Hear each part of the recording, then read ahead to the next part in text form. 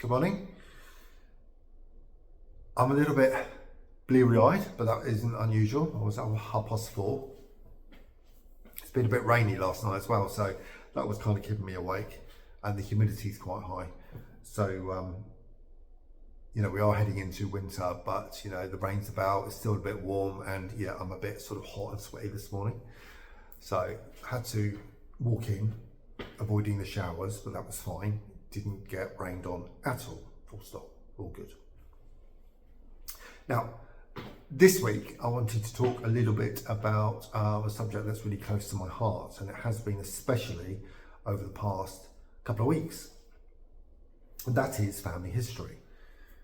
Now, for those of you who know me, you understand I've been researching my family tree for since the year 2000, so it's about 25 years. Now, this isn't something I do continuously. It's something that I dip in and out of. You can't continuously research a family tree because it takes a hell of a long time, and your head would have far too much information to process. So I find it's easiest to sort of do it in 3-month bursts, sometimes less, sometimes a tiny bit more, but no more than that. 3 months normally max. Now, I've managed to get my paternal grandfather's family way back to the 1500s, and that's as far as I can go. I can't get any more records beyond that because they don't exist. So I've gone as far as I can go. They come from a tiny little village on the Wiltshire-Hampshire border. It wasn't what I thought, but we got there eventually. My mother's side is a little bit more challenging because look, there's Scottish roots, there's also Channel Island roots, and there's also French roots. So that was a bit more challenging in itself. And my father's mother, my grandmother, who said she was Irish, was not Irish. So she was actually born in the UK, which is a disappointment for me because I wanted an Irish passport desperately. It's something I needed, and I can't get it anymore. So, grandmother, you should have been born in Ireland. But yeah, we got that through her certificate anyway. So that was a real disappointment. But we are working on another sort of avenue to allow us to eventually retire into Europe, which would hopefully be through Daryl's roots and his Croatian family. So I have to work on that and see what happens. Over the past few weeks, I've been delving into more modern history, and my grandfather on my father's side. Now, he was in the Merchant Navy. Now, his claim was, or I have no reason to disbelieve it, but that he was in or part of the Arctic convoys, which took place during the Second World War. Now, my grandfather was actually born in 1925, so if he took part in the Arctic convoys, it would have been for a very brief period of time, probably 1943 to 45. He would have been 18 in 1943. So whether or not that is the case, I don't know. And the reason I'm saying this is because I can't actually find out too much information. I applied for what's called his seaman's pouch, which includes all the voyages he undertook as a merchant seaman. And it shows each ship he went on, where he docked, the places he went to. It's a wealth of really important information. It talks about his character, if he was a good character or not, or his job and all the rest of it. Now, that was great. I received that a few days ago, and I was waiting. There's a lot of information in there, so I'm sort of wading through all this info, and I came across a stumbling block. The only information they provided was from 1951 onwards. and his war records weren't there. Now, I don't know if that's usual or not. I don't know if the information I've received is pure and simply during his civilian service, and whether or not his military service is separate. I didn't think it should be. I mean, he's got what's called a discharge number, which he carried around with him all the time he was in the Merchant Navy. So that number was his kind of rite of passage as such. And that would have been the same number that would have been issued during the war, I believe. I can't be sure on that. I'm still trying to get that information. But as I said, there was no information about his war record. And that's left me in a bit of a quandary. Now, the reason I'm trying to find this information is because I want to apply for what's called an Arctic Star, which is a medal that was issued recently for people who served on the Arctic convoys. It can be awarded posthumously, so as it will be awarded to my father as his next of kin, and then me as his eldest grandson. But my father is not au fait with doing this kind of thing. So he's asked me to do it, which I'm doing, and trying to research it. But trying to research that information in Australia is rather difficult. So I've been searching through the National Archives, and that's where I found the Seaman's Pouch. And it seems that they don't hold any more information on him, from what I can gather. So I now need to find out if he did serve on the convoys or not. And one of the only avenues I've got is through the MOD. So I have to do what's called a public access request, and that will release his military records, if any exist.